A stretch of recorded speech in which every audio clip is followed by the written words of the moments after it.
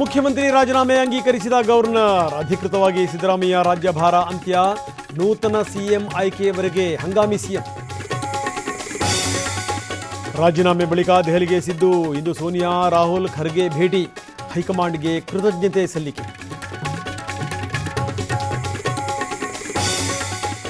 ಸಿದ್ದು ಬೆನ್ನಲ್ಲೇ ಡಿಕೆ ಕೂಡ ದೆಹಲಿಗೆ. ಸಿದ್ದು ಜೊತೆ ಸೇರಿ ಹೈಕಮಾಂಡ್ ಭೇಟಿಗೆ ಪ್ಲಾನ್.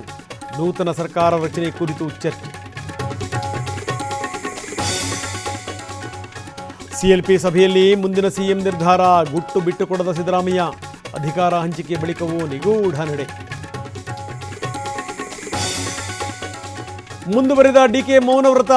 ಮುಂದಿನ ಸಿಎಂ ಬಗ್ಗೆ ಕೇಳಿದರೆ ಹವಾಮಾನದ ಮಾತು. ಬಂಡೆಯ ಬಾಯಲ್ಲಿ ಕುತೂಹಲದ ಮೌನ. ಸಿದ್ದು ಡಿಕೆ ದೆಹಲಿಯಿಂದ ಬಂದ ಮೇಲೆಯೇ ಮುಂದಿನ ಪ್ರಕ್ರಿಯೆ. ನಾಳೆ ಅಥವಾ ನಾಡಿದ್ದು ಸಿಎಲ್ಪಿ ಸಭೆ. ಹೈಕಮಾಂಡ್ನಿಂದಲೇ ನೂತನ ಸಿಎಂ ಘೋಷಣೆ.